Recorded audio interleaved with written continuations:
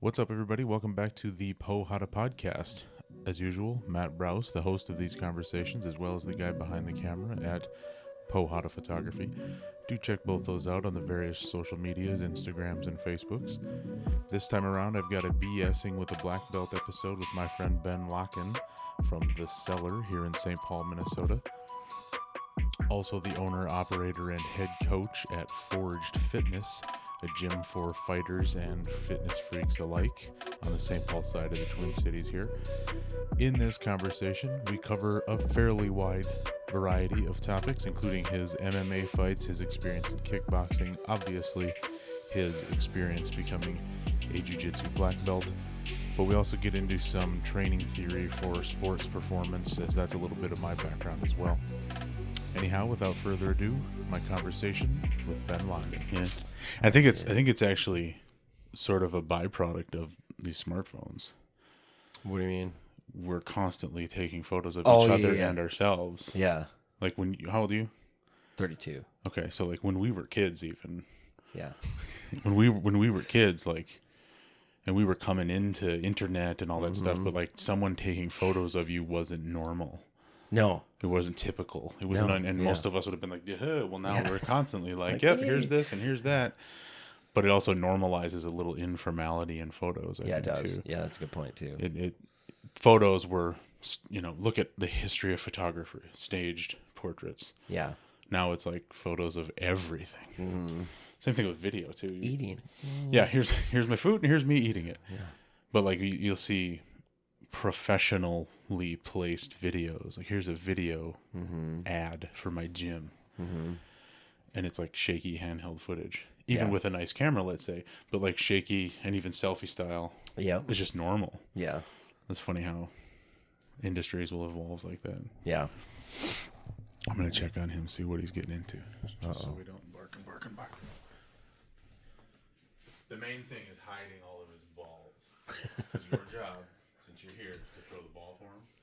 So I think you might have found one.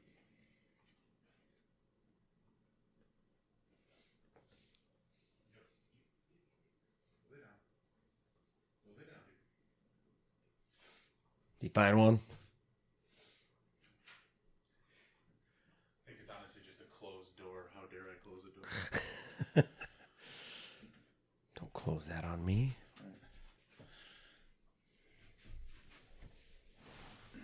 Did I start my stopwatch? Let me check. Can you record that from your phone? I'm assuming not. That stuff exists. Yeah. I got the old school camera. Okay. I do have it. Okay. Yeah, ignore me if I look at it. It's super cash anyway. Yeah. We're not on TV, for goodness sake. Ben Locken. I don't know you well, but my impression of you is that if you're in your 30s, coming into mid 30s, so you're coming up to the age where you would start buying New Balance shoes and wearing like khaki shorts and getting into lawn care. That's been my style since I was 19. You've been middle-aged since you've been 19. Yes. Which means you're also going to probably start using a phrase. Like if I were to say, how you doing? You would say, living the dream. No? I would say doing good. Doing good? Okay. Yeah. It's kind of the standard middle-aged, Midwestern white guy phrase, I thought. Yeah, not there yet. Okay. But I think if you were to say it, what the impression I've gathered of you is that it would be true. Yeah, it is. I would say at this point, yeah. Like you seem a little bit like the American dream. Trying. Yep. Great gal. Yep. New kid. 3 and a new one, right? Yeah, pretty new. Gym. 5 months. Yep. We're going to talk about the gym. That's probably first. Okay. Forged Fitness. Bam. Black belt in jiu-jitsu. Yep. Actual fighter, too. Yep. Mixed martial arts. I'm going to ask you about that because it's terrifying to me. What else? What are the other highlights of Ben Locken? Muay Thai, kickboxing. Tell me the difference between Muay Thai and kickboxing. Big difference is the clinch. So in Muay Thai, there's a clinch. In my opinion, the clinch is like a whole nother sub-art under Muay Thai. So it's basically very similar to like Greco-Roman wrestling, but knees and elbows. And so you have to be very aware and not get your face elbowed or your ribs broken from knees. Mm-hmm. It's very, very sensitive based too. So if you push a little bit too hard or pull a little bit too hard, you're going for a ride, or you're getting twisted and kneed and cut. And so that's the big difference. Whereas like kickboxing, most of the time there's no clinch. Like WAKO or Waco, that's a big kickboxing organization. There's no clinching as far as that goes. So American style kickboxing. More Have or I heard less, it called yeah. that before? I think Yeah. I have. I've been to one Muay Thai event. Canterbury, what were they called? Yeah, Ignite Grand Ignite, Prix. yep. I don't know. Yep, I can't remember. The jiu-jitsu yeah. thing was called the Grand Prix. I don't know. Yep. And I've been to one seminar, just taking pictures. And the seminar was 2 hours long, and an hour and 58 minutes was spent on the clinch. Very important. And there was like a token 2 minutes at the end where they got to kick a bag. Yeah. Because like that's kind of what we think of when you think kickboxing, but like it was all clinch. Yeah. Who taught the seminar? It was at Striking Institute. Caitlin's guy. He's got an actual Thai name, and I can't remember it. Thank you. Apologies if I Kronpet. botched that. Yeah, Kronpet. I can't remember. Yep. That's a guy you don't want to mispronounce his name. No. I took actually a private lesson with him while he was here. I talked to Caitlin. She got me private lesson. He knows what he's doing. It's 150 plus fights in. I think he would. Yikes! How many fights you got? 17 or so combined between MMA, kickboxing, and Muay Thai fights. How many MMA? 11. Sure. I say that with confidence. I think 11. Yeah. Yep. I feel like a unfortunate byproduct of that type of recreation activity is you might not be able to remember how many you've had. Yeah. You like that? You like fighting? I mean, clearly you do. I do. Yeah. I don't really fight anymore right now. Yeah. I took a 5-year hiatus, had 3 kids. My direction just kind of switched from fighter to coach. I love the coaching of coaching fighters, serious people that want to compete and fight and test themselves. So that's the idea of your gym. yes. Yeah. Your gym is like fitness gym. Yes. Or strength conditioning gym. Yep. That's the focus there, but like it's because you're on staff as one of the fighters' coaches. Yeah. Yep. Yeah. So my gym, I'm the only one that works there. And it's funny because I get that rep, kind of like you said, like, oh, you train fighters and whatever. And I've actually been asked before, like, do you have to get in shape before I come and see you? And I just laugh. I'm like, no. That's the whole point of coming to see me is to get in better shape and get more flexible or whatever the goal is. But I do get that question a lot because people see like who I train and what they're doing and how they look and whatnot. And it's like, no, you don't have to be in shape to get there. Like, come see me and I'll take care of you from ground zero all the way to wherever you want to go. You're looking at the end product. Yeah. Like that's the target. Yeah. So come on, That's what you want to be. And it takes time to get there, but yeah. Yeah, definitely. How long has that been up and running now? Actually, a year as of yesterday, 2 days ago, June 1st. Nice. Yep. Good so far, huh? Been good so far. Where is it, by the way? Let's just say Little Canada Road. If you take 35, get off on Little Canada Road. It's between 35E and Rice Street. It's right next to the Donut Hut. Yes. I reference that a lot, and everybody's like, "Oh, I love that place." I'm like, "I know, it's really good." Yeah. Especially at 5 a.m. when they're cooking donuts, and that's all you smell. That's a tough. I'm a morning workout kind of guy, so if I was like to come and train or something, I would want it to be in the morning, but that'd be a hell of a temptation on the way in and on the way out. It is, and I do have some clientele that visit on the way out. I think if they did it on the way in, it would be, I wouldn't want to see it again. So I'm like, you can have it after. I don't need to see it before. It'd be good for like one TikTok video. Client walk in with donut. After that, come on. It would. Yeah. Yeah, and then no more. It'd have to be the right client too. And I already have a feeling I know who I could do it with. There we go. Yeah. We just made some content. Very nice. I like your gym. I like that it's small, has exactly what you need, and black. I like the black walls. Something about that. I'd never really seen that till recently, but it's a good aesthetic. Yeah. How long are you going to be there? Is this a gym you're going to outgrow? I think eventually, yeah. I mean, you don't, it's a fine line, like it's a tipping point and it's a balance point where you start getting higher demand and you start kind of outgrowing. But if you jump to the bigger spot too soon and you can't fill it, well, then you're kind of going backwards as far as progress and income and rent and profit and marketing and all that kind of stuff. So it's a very fine line. Yeah. But I think eventually, yes, I'll outgrow it. I'm pretty full capacity as is, and I have been since we opened because I had a pretty good following I was working out of the cellar at the time, doing my own strength and conditioning stuff there.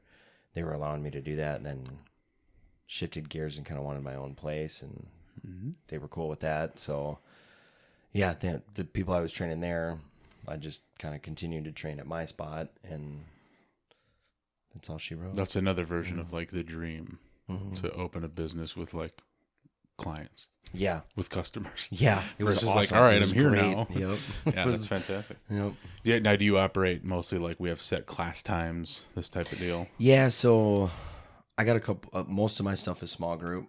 I cap it out at 6 just with the space that's there. 6 per hour. I do have some personal training clients, but not a ton of them. But yeah, it's nice with the small groups because the accountability is there. Like if you don't show when it's just me and you, for example, it's like, oh, I'm not letting anybody down, but whatever.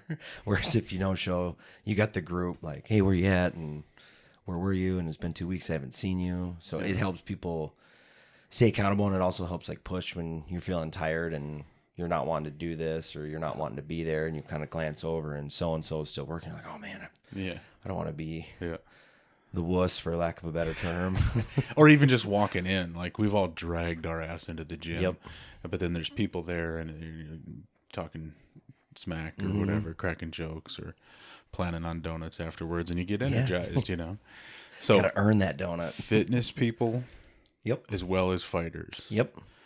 I got doctors, lawyers, accountants, and then a lot of those guys like are fighters too. They just happen like what they do, and probably a common misconception of fighters. It means to be a fighter. Not a lot of people are just fighters. No. You know, this is what I do during the day, and then I come here and get beat up. Yeah, like I would say, top 3% probably don't need another job. So it's probably true of most sports. Yeah, I would bet.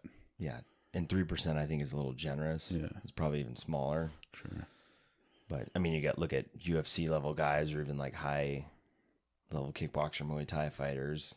Like the elites are pretty much the only ones that are doing this full time, without doing some, even just like part-time work or side gig work.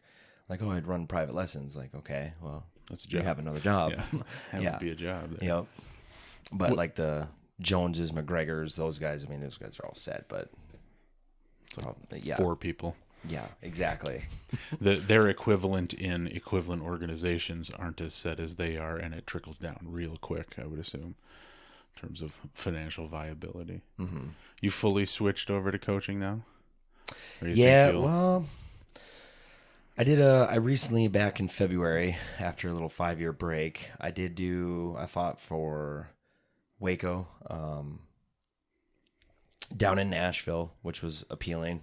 It was in Nashville, and I've been there, and it was cool. The first time I was there for a different reason, but this time I was going there to fight, and I was like, okay, now's the trip to Nashville. Let's get back into the ring and see if the fire's still there. Sure. And I ended up losing. It was a different style of fighting than I was like the first round. I was kind of like, what is going on? It was low kick. So no clinching. It's just kickboxing. But different rule set in it faster. It's very like point based, almost like point karate. Sure. So with the Muay Thai and MMA, it's just like damage. Like when you throw something, you want to make it count. You want to break them down, and you want to try to knock them out. And it was like I got hit with like 5 kicks before I realized I was getting kicked, and I'm like, what is going on? It was just like bam, bam, bam, bam. I'm like, this is crazy. This is so fast. And 2-minute rounds, which I also am not used to. Yeah, it's like a sprint. It was. the little jiu-jitsu I've done, Mm-hmm. Now I'm not exactly Mr. Cardio, okay, but I've come over the last 6 to 9 months to really appreciate more minutes to work, despite the garbage cardio. And I remember rolling, I think over at Akagi a few weeks ago, and they set it for 5 minutes. And I'm like, I don't remember the last time I rolled for 5 minutes. Yeah. And it felt like not enough time Yeah. to kind of develop, okay, where's this guy going? What are we doing? So I can't even imagine in an actual competitive setting while being kicked. Yeah. Trying to make 2 minutes work. Yeah. Is that a pretty popular version of, I don't know if I've ever heard of it, but that doesn't mean it, you know what I mean? Yes and no. I think it's popular because it's another opportunity for competitors to get fights. Some of the rules set style, like low kick, some people might not like it. It's called low kick. It's just different rule sets. Like you can't catch and you can't do certain techniques. Sure. There's no knees, there's no elbows. And then there's like K1 where you are allowed one knee in the clinch. You can grab them, knee them, but then you have to follow up with another strike. It's a little bit more appealing to people, but it's harder to get Muay Thai fights in the U.S. especially. So it's just another opportunity to go get fights, get more ring time at a competitive level. But are all of those just flirting with Muay Thai? Like all those different versions you just described, like Muay Thai is the show. You know, elbows, knees, kicks, in my opinion, punches, yeah, it is. Clinching, kind of the grappling thing. It's got more of the striking related tools. Yeah, but those other things. Thank you. I was trying in my head. I was like, what's the cute name? What is it? Yeah, 8 limbs. Yep. All of that is Muay Thai minus this and minus that. Yeah, and minus this. Yep. I think Muay Thai is going to be the most you're going to experience on the feet for the most part. Short of there's full mixed martial arts. Yeah. There's I can't remember, Lithway or something where they allowed like headbutts, but yeah, that's crazy. That Netflix series, Fight something, I don't remember what it was. I'll have to check it out. Yeah, it's awesome. There's like 6 episodes. The dude, he goes to like Thailand, he goes to Mexico for boxing, he goes to Israel for Krav Maga. Like he studies, I think in Africa for some kind of wrestling. Yeah. Gets the real version of everything. Yeah. So it was cool. It was an awesome series, but headbutting, no. I mean, I might be good at it because I'm short, but that's about it. I'm like, I don't want to get headbutt in the nose. No thanks. When somebody who's done multiple versions of fighting, including like multiple versions of getting hit and choked out, is like, nah to the headbutting, I'm gonna take your word for that. Yeah, I'm just like street fight, different story. But yeah, no, I would survival. Survival instinct, that's a different story. But no, as far as not really, not too much. So, jiu-jitsu. When did you get your black belt? Oh gosh, just recently, right? Yeah, I mean, March, just this past March 11th. How'd it feel? Surreal, kind of. It was odd. Why it was odd, but it was cool because it was like an unexpected type thing. A little bit, yeah, but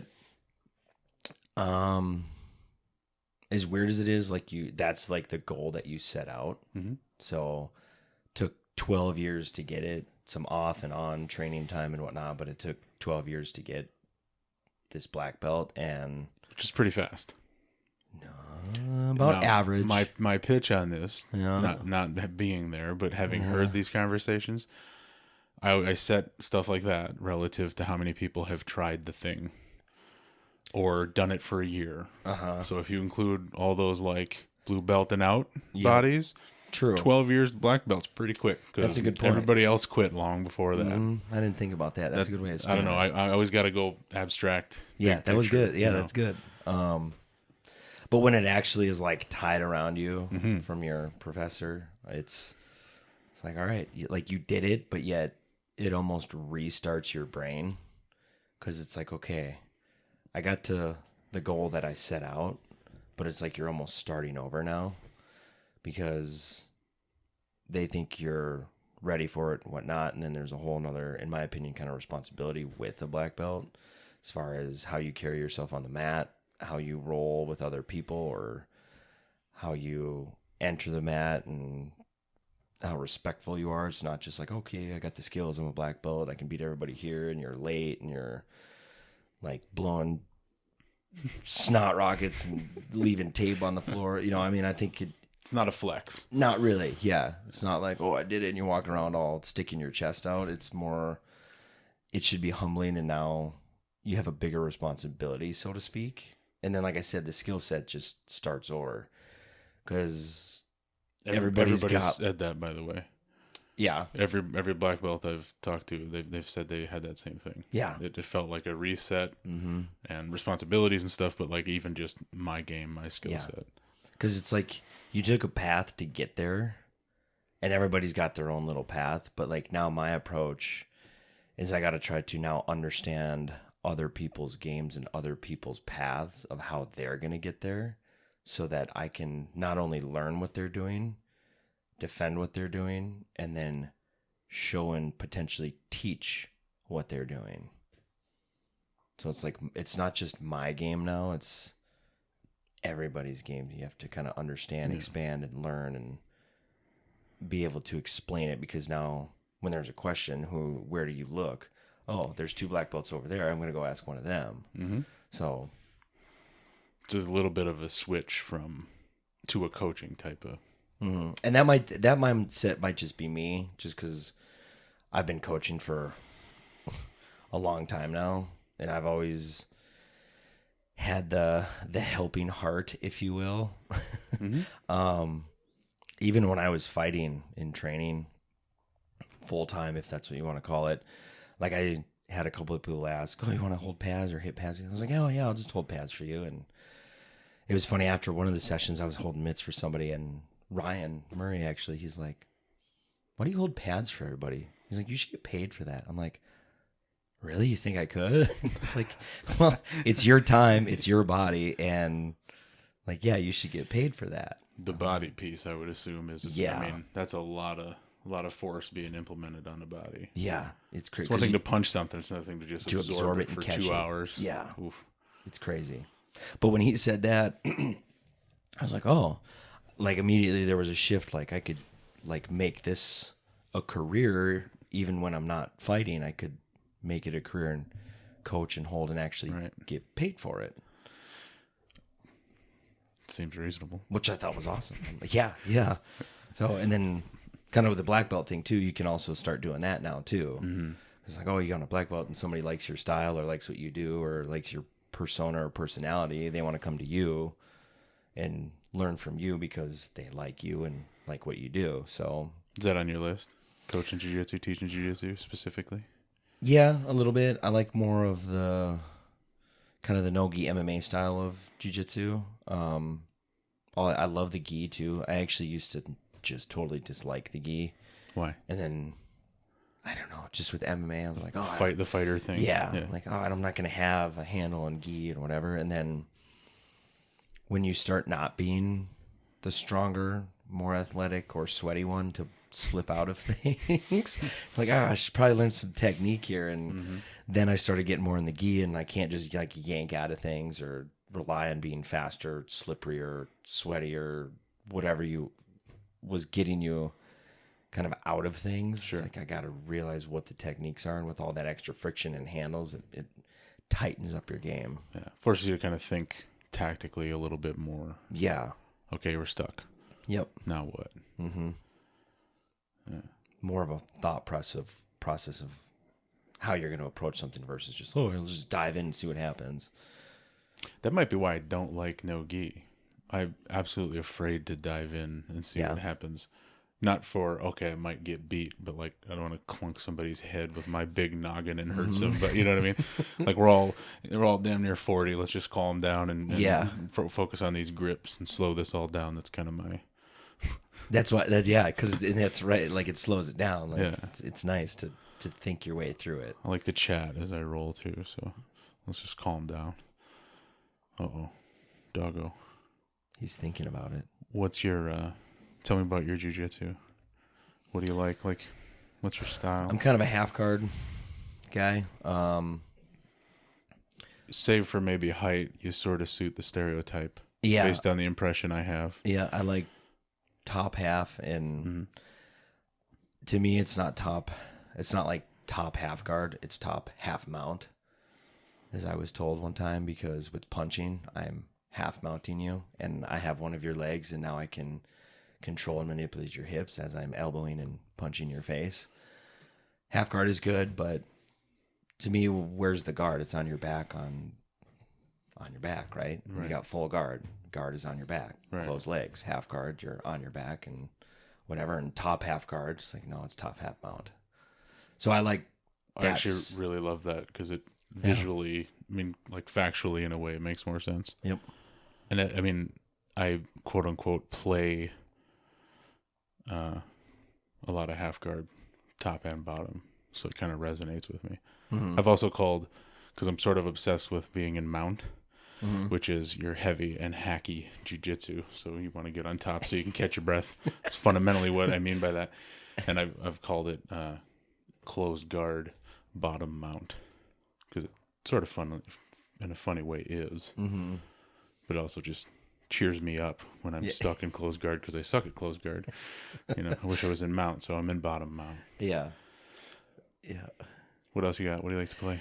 Yeah, no, just that's kind of what I like. I like very pressure based too, and I think especially like with our gym, for MMA you got to roll with a little bit different style, in my opinion. The space has got to be tighter. You got to be a little bit more secure. You got to think differently because you're thinking of getting punched and elbowed potentially. And I was rolling with somebody, and I think it was JD, but he said rolling with the MMA guys, he loves it because it's such a different feel. Like there's no space. There's no, I'm going to give you this space so you move over here. It's like you lock down and you're trying to like just trap somebody. So very pressure based for me, very top game based. And again, I like more of the half mount versus full mount. Yeah. Or like turtle. And that's a freedom to bring striking into it. Yeah. Like, yep. I guess the distinction there is because I'm also looking to hit somebody. Yeah. In mount is great for like punching, but then you got their arms in the way and you got to try to trap their arms. Whereas if I'm in that kind of that top half, then I can like use my back to move one arm and trap another arm and have a free arm. Or if my elbow's up by their head, I can swing it back and hit their ear or their nose. So I'm always thinking, even when I roll like jiu-jitsu in the gi, and that's another shift I guess I had a while ago is, and maybe it's with what's going on in the world and whatever, not, but like, okay, if this was a self-defense, like, am I going to really want to be on bottom De La Hiva X guard? Probably not. Now, if it's the one guard you got, baby, do your thing. Then you do your thing. Right. But odds are that wasn't your first game. Yeah, not the smartest on a self-defense situation. Yeah. But going back to what I was saying earlier with the getting the black belt, now it doesn't matter what I think. I have to understand that guard and understand what that person's doing because I got a black belt in sport jiu-jitsu, not a black belt in MMA self-defense. But that's just always my approach when I go into it, even when I'm understanding or trying to learn X-guard or De La Hivas or things like that. Like, okay, I would be getting hit here. I might be getting stomped here, or maybe I could up kick them there, or, kick their knee and blow their knee out there. That's always running through my head when I'm rolling. You would never know until now. Yeah. But right. I'm always kind of thinking that way. Dude. Man. Opie, go lay down. Yeah, it's hearing your description of it, and it's sort of like a thought probably everybody's had, like as you're clamping onto gi grips, and I've got you on like knee shield. Like there's always that thought of if this dude wanted to punch me right now. Yeah. I mean, but it's sort of a fleeting thought because we're just here doing jiu-jitsu. Yep. But now you're building a low grade healthy anxiety in me of like, how good would this really serve me if I really needed to do it? Yeah. And I think that comes with the way you're gonna be like, oh, I love jiu-jitsu. I don't want to get punched. Yeah. But again, I think that comes with just time, and maybe that's just because of the MMA background mindset, whatever you want to call it. I've always kind of thought that way. Sure. Out of necessity, because they're going to be punching you. You know, and two of the guys, like early on, they'd preached that a lot too. And I attended a seminar years and years and years ago. I think it was like 2010 that he was talking about that. And I'm like, okay, that's going to be my game now. I like my mindset when I'm rolling.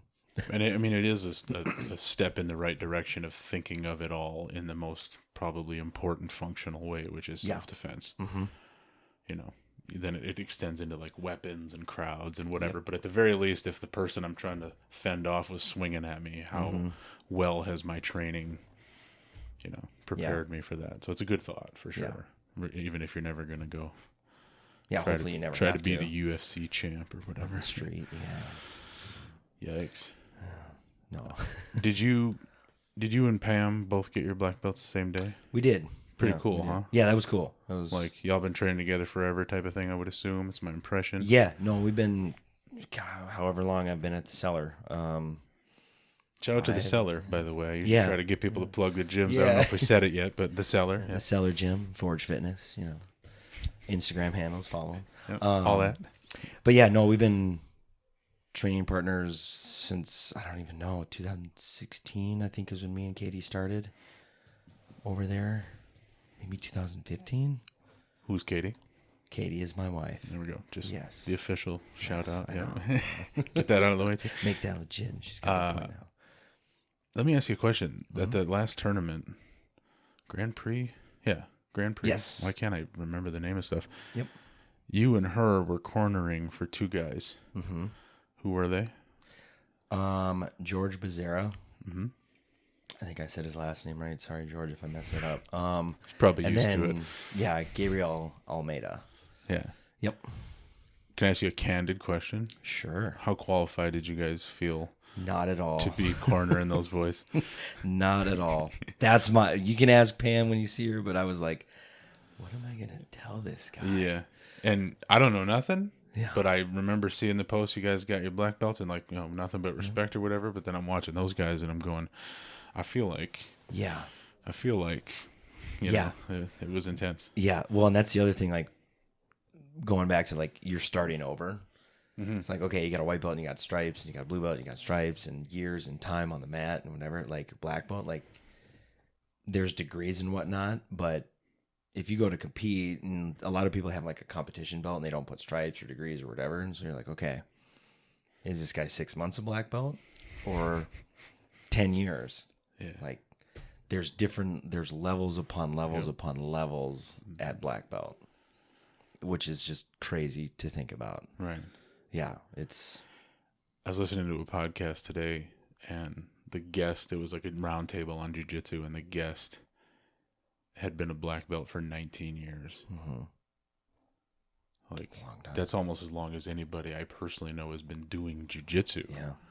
And it prompted the thought, I'm like, I mean, okay, they throw some stripes every 3 years or 5 years on the black belt, but it should almost be like a color-coded stripe. Like you're a white belt, black belt. Then you're a blue belt, black belt. Yeah. Especially now with so many people doing it. Like there's going to be multiple people who've been doing it for 50 and 60 years in a while. Yeah. And it's like, oh, that's completely different. Yeah. You're a wizard. Yeah. They're a wizard belt. Yeah. Coral belt is cool, belt, but like, I mean, you don't get that till what, like 50 years or 60 years or something. It just seems like there should be, like you say, a clear insignia of like, what am I actually dealing with? Yeah, exactly. Because you don't know. You're just like, okay, we're both black belts. Let's see how this goes. Did you guys say anything? Also, good job. Yeah, like, way to go, buddy. Yeah. It also just seems like, I mean, even at your level, like, you know your game, you know what I mean? You're analyzing it as you're going. It seems like that. What would he even say?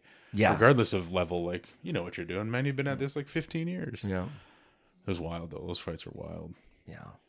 We did go over a little bit of a wrestling thing in the back, though, I guess. Oh, sure. After going back to the Grand Prix tournament, because there was control the head, but to shoot and move his head and make him be misdirected by his head first and then to shoot. Yeah. So that was mine and Pam's 2 cents. They're like, oh, yeah. So it was good. Made a contribution. It was good. Feeling good. Yep. So, yeah. Who's your favorite training partner? Or favorite role? Or list of a few to take the pressure off, maybe? Oh, boy. Favorite? That's a good question. Some of it is where I'm at with my training. Mm-hmm. So what I mean by that is like MMA. Some of my favorite roles are with like Pam, CJ, Nate. Other people that throw punches while they roll. Yeah. Just because they roll similar, and then like Pam's got the inversion and some of the flexibility stuff that I can't do. And I'm like, how did you get over there and do what you just did? Nate's got more of the explosive speed, a little bit quicker. CJ's got more of the size and the wrestling. So I really like going with all those guys. CJ brings a lot of personality, it seems like. He does, yeah. Which is good. Yeah, it's entertaining rolling with him. But like, I would assume you find that if you roll with just a high-level jiu-jitsu guy in comparison to like the fighters you just listed, they're giving you room that you wouldn't get with the real fighters, quote unquote. You know what I mean? Yeah. But then kind of what you were talking about not leaving any of that space and kind of smash it. But then like when I do that, I got to remember I'm in the jiu-jitsu room and they're giving me room for a reason. So I got to be careful. Are they giving me room to make me step here or put my hand here or pull my foot out from there? So and again, that's what I was saying. It depends like where I'm at with my training. If I'm like, I feel like doing a little bit more like MMA based grappling, those are kind of my go-to guys. If I want like good, hard, like gi rolls, JD, Rob he's probably one of my toughest rolls. Rob Schmidt. He's so good. It's not even funny. And then Jose Cano is another fun roll, just off the top of my head that I can think of. But yeah, just like I said, I like those are good, hard, competitive rolls. But again, it just depends where I'm at with mentality wise, as far as do I want to do no gi, MMA based, or gi. So, but those guys are definitely up in my top list as far as fun, hard rolls to do. Sure. I rolled recently with someone who is a Cellar guy, right? Dave Margraf. How was that? Yeah. So Dave is the three things that I need. Like if I'm actually training jiu-jitsu, serious about it, I want to get good at it for whatever reason. Dave represents the combination of three that I need in my life. He's a big human being. Yep. He's a strong human being. Very. I know a lot of big guys that aren't particularly strong. I know a lot of strong guys that aren't particularly big. Yep. Check the calves. You know what I'm saying? Yeah. Calf power. And he's good. Yeah. And I know a lot of mixed combinations of 2, 2.5, 1 3/4 of those three things. And guys that are enough of a combination of those 2 or 3 things to destroy me for the record. Yeah. You know what I mean? Yeah. But it was like a glimpse into like the projected future. This is what we're looking for. Yep. And it was an absolute nightmare. Yeah. Yeah. And that's enough said. It was a nightmare. Yeah. And it was great. It was also great. Yeah. Because like you said, jiu-jitsu is stupid because it was also great. Yeah. I loved it. This was horribly great. But yeah. Like you said, he's got all those attributes, and to find all three in someone it's hard. Yeah. To be big, strong, athletic, and really good is rather unique. In another 6 or 8 months, we'll try that again. Try it again. Once I've recovered. Step in. Come on down. I'm down for that too, but that was last Saturday? It was 6 minutes and I'm not recovered yet, so still sore. We'll wait I'm still out of breath. Frankly. Yeah.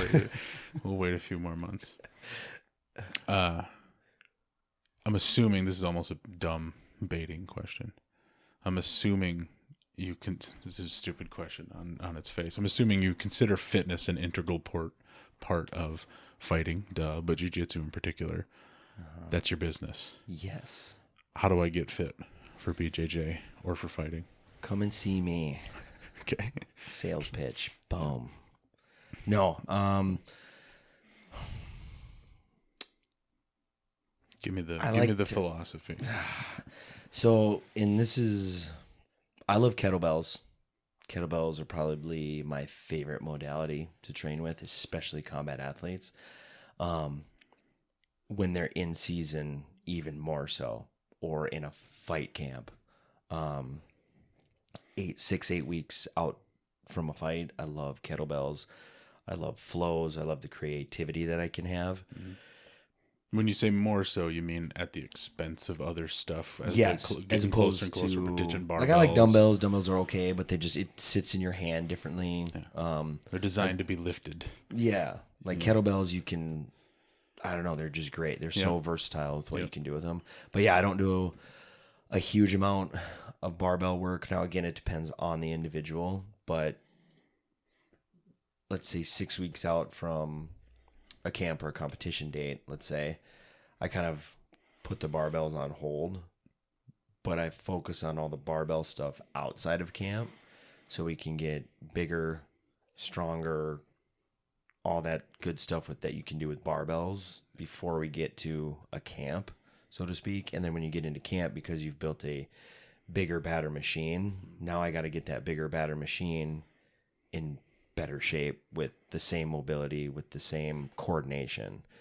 Because you could put on, let's say, 5, 6, 7 pounds of muscle, but then you don't know how to use it because you're tighter and you're stiffer and you're more rigid. And kettlebells, I find, I can increase that range of motion and yet maintain their strength. Because if you don't have a good grounded sense with your feet or what you're doing, that kettlebell is going to throw you all over the place. Yeah, so, you deadlift 500 pounds, but you try to windmill with a 5-pound kettlebell and you tipped over. Tip over. Or you can't do it, yeah. Because you don't have the flexibility to do it. You're like, oh, my God. Are you a fighter or a power lifter? Yeah. Yeah. And that's where I think there's a time and a place for everything in fitness for the most part, as long as it's thought out somewhat intelligently. Yeah. But to kind of go with what you said, I would say kettlebells and then just a lot of hit style of workouts. Because if you look at like competitions or fighting, 10 seconds, there's like a little scuffle and a blur, and then they come back and they reread and they try to figure out what was going on. Or you take a shot, let's say it takes 15 seconds to throw 2-3 punches, shoot in on somebody, get them down, hold them down, get them into a position, 15 seconds goes by, and then there's like a slow chess game, methodical, what's going to go on, there's my opening, and then another 10-15 second spurt. So it's all like spurty. So you have to have the base longevity conditioning or cardio, so run or bike or whatever for 45 minutes. You got to have that base for situations like that and to help build your interval style of training. A fight is this long. However, we get there like this. Yes. It's like a heartbeat. When you watch it, it goes boop, up and down, up and down, up and down. That's basically how combat sports is. Mm-hmm. Would you utilize those modalities like a kettlebell circuit type setup at the expense of like road work or cardio? And I realize we're tapping into like periodization. Like it depends. Yeah. Yep. But is there a little bit more of a new school thought in training fighters? Or is it like, strap those shoes on, find some headphones, let's go? I would... That's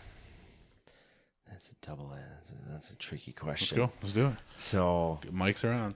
I would say your first 10 fights, you need to be... And I'm talking fighting. Jiu-jitsu, do you need to necessarily run? Not really, I would say, because I think it can help build the cardio and the lungs and whatever. Yep. But you're not bouncing on your legs. You're not on your feet.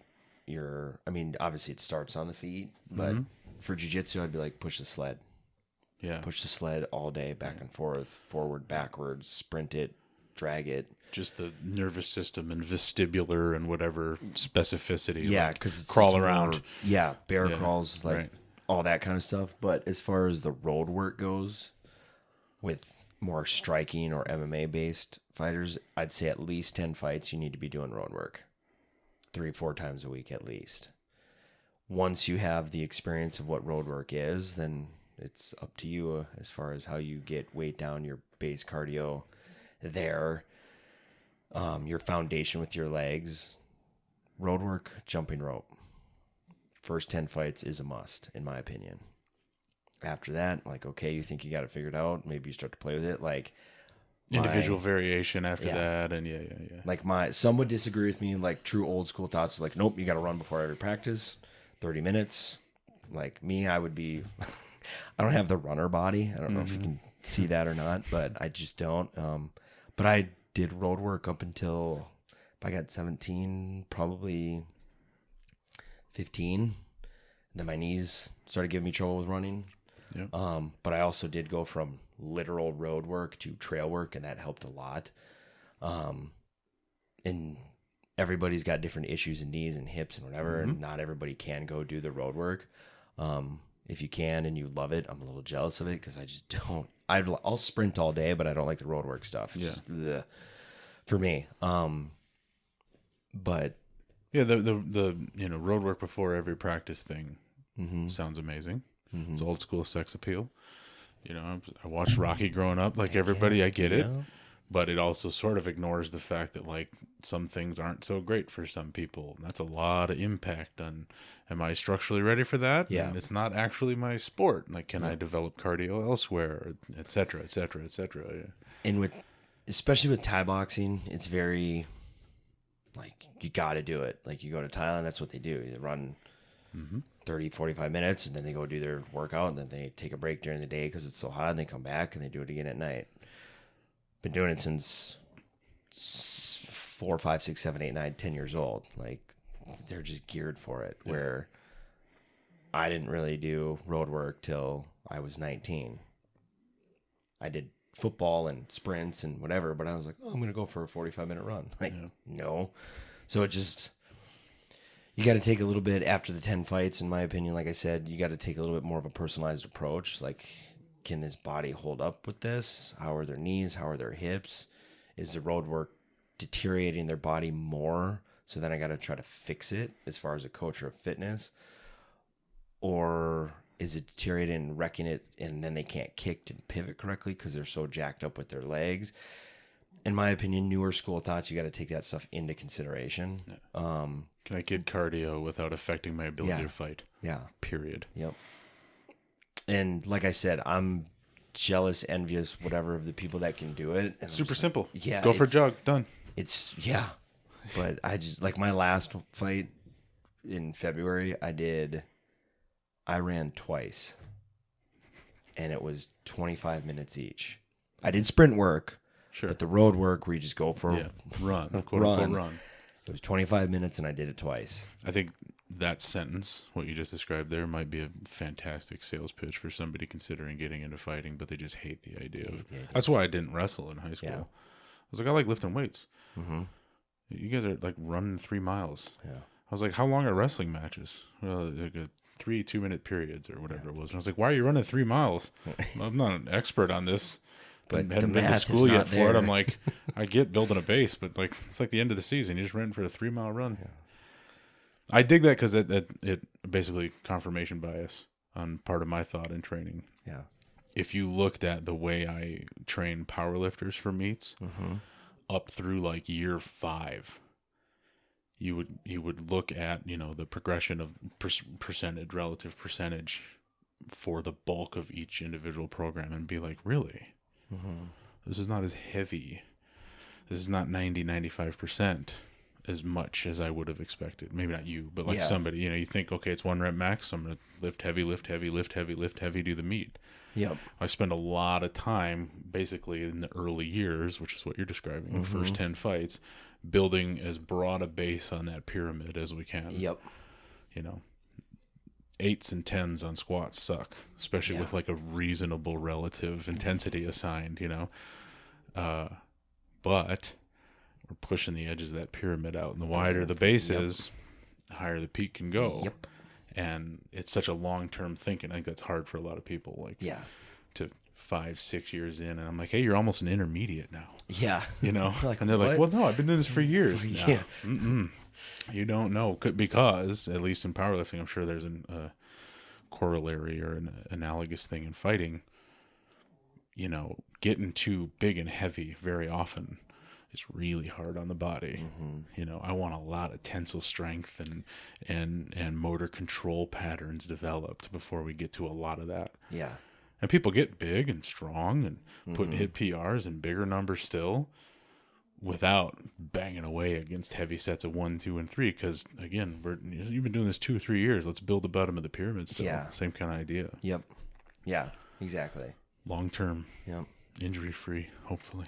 And I think, like, my newer schools, I'm real big into, like, injury prevention or strength and length or dynamic flexibility, whatever juicy phrase you want to use. But basically just, what are we doing that day? Let's get that part warmed up. Let's get it warmed up, turned on, prepped, use it, and then let it recover. Yeah. Move and move well. Yeah. Don't just move. Yeah. Move and move well. Yeah. Because if you can have muscles that are longer and they move easier and move well, then you're also going to be stronger and have more leverage. And, you know, maybe you're able to do things now that you couldn't before because you have a healthier, more mobile range of motion in every joint or your body now. Yeah. So it makes you for a better athlete. Period. Yes.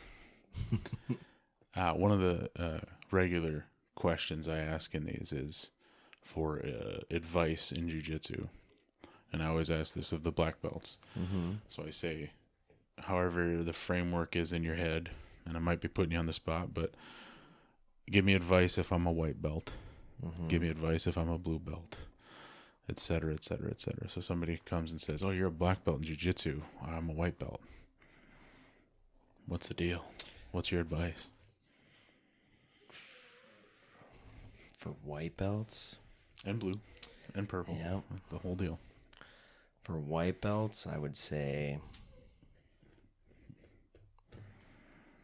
just get comfortable taking an ass whooping. It's okay because we've all done it. Because I remember as a white belt, you'd go with somebody smaller, and I'm like, oh, I got, and he would whoop my butt. And I'm like, what? How did he do that? Like, what the heck? And that's part of the process, I think. And I think that frustrates a lot of people. But you just got to kind of learn how to take your licks, so to speak. It's like when you first start sparring, you're going to get hit a lot. Like, just relax. It's a part of the process. Blue belts, I would say you're not a coach yet. Period. Full stop. Why is that a universal advice that needs to be delivered? I don't know. It's like you get excited you got a blue belt and you're like, and I know a couple things. I know 3 or 4 things. I know how to shrimp and I know how to do this and I kind of know where to put my arm. And it's like, yes, you do, but stop. There's one instructor and he's right over there. Like, let him be the coach. Let him run the room. Yes. So you're not on the payroll. Yeah, you're not a coach. Purple belts is a little trickier. Hold on, are you going to leave it there? You're going to leave blue belt there? Yeah, don't be a coach. That's simple. Fantastic. Just I love it. Don't be a coach because if you're so because if you're so worried about like helping someone else, or, and I've seen it and I've rolled with it, is like they'll almost try to like tell me something like, oh, I did that because I'm like, all right, like, okay, like you don't have to justify like our role, like it was cool, it was a fun role, like it's fine. Right. And whatever, but like don't be a coach, because if you start trying to coach and help someone else, you're ignoring yourself a little bit, so you're not allowing yourself to grow because your eyes are trying to help other people. Like, you're not a coach, and it's just you're not good enough to be a coach yet, just to put it blunt. I like that, but it also shuts you in. It shuts your game growth yes. down a little bit. That's why kind of the blue belt beat downs. You got to put blue belts in their place, and I think that might be why. try to like do too much. Trying to do too much. Yeah, like do too much for other. Like you just One phrase: don't stop coaching. Purple belts, I would say, like, keep showing up and put the time in, like, and do the hard work. Because purple belts, like, you're starting to get good, you're starting to develop a style, you're starting to develop a game. But it gets frustrating because you're kind of in this limbo middle child. Like, I'm better than some in here, but I'm not nearly as close to these others. Where do I fit in, kind of thing? You're starting to figure out your game, but then your game gets shut down by, like, your older brother, but then you go to your younger brothers, and you're... So I'd just say stay consistent and show up, but do the hard work to get to the brown. And then when you get to the brown, I would say you're starting to get the game is developed, but now it's time to start putting that thing through the sharpener. So instead of so much space, or the grip is here, change the grip there, or like really fine tuning. So like sharpening the knife, you've made it, you've got the handle, you got the blade. It's time to like sharpen that thing up. And then black belts, I guess, myself. And or what are you working on? What do you aspire to with black belt? If you don't feel comfortable saying, here's what you should be doing as a black belt. No, I'm not going to tell a black belt what they should be doing, because I just got mine like 3 months. Like, no, I'm not about to be a blue belt, black belt. You're still wearing it to bed at this point. Yeah. Right? No, not anymore. Okay. But I would say reset, stay humble, and it's okay to still get tapped out. That's what I tell myself. I'm not telling anybody else. They can have their own thing. Yeah. This is just what I tell myself. I got to reset, stay humble. It's okay to get tapped out. Because, like, you got a black belt, you got a little bit of a target with the guys who were just brown belts. Like, 3 minutes ago, we were the same rank. Yeah, what's... with a brown belt. Yeah. So now it's like, okay, coming at you now. You know what I'm saying? So, and it's going to happen. Like, I've been tapped out from brown belts. It's like, whatever. And then I'm like, well, how did you get that? What did you do? And then they explain it. And then I got to stay humble enough to listen to what they actually told me, instead of just like, man, you got lucky, and then walk away.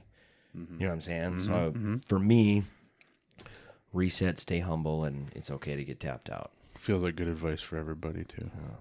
Yeah, that like one is. On kind of a day-to-day basis, just reset, stay humble. Yeah. It's okay to get tapped out. Keep going. Yeah, it's like, who cares? That's why we're in here. It's like better here than in a competition, or heaven forbid if ever were to happen on a self-defense situation. Sure. So, but those would be my little one-line phrases for each belt. Opie disagrees with some of them. Hey, hush. What about you got some BJJ specific goals at black belt? I mean, this might actually end up a little repetitive with some of the other things, but a little repetitive. I would just say start to learn other people's games. Yeah. And I keep bringing Rob up. I struggle with that style. Sure. This longer guard triangle deli, he was sweet. I'm just like, oh my gosh, stop. But my goal is to really understand that style and how to defend it better. That's my short-term goal. And then, so by short-term, I mean like 2-3 years to try to understand that, because that's a whole different game. That's like I'm starting at white belt again, trying to get to purple or brown again. But overall, I don't know if I have any desire to compete, not right now. But just keep basically kind of from purple belt up, like still show up, work hard, sharpen the knife as far as the new games and the new skills that I do develop and acquire. And it's like a root system.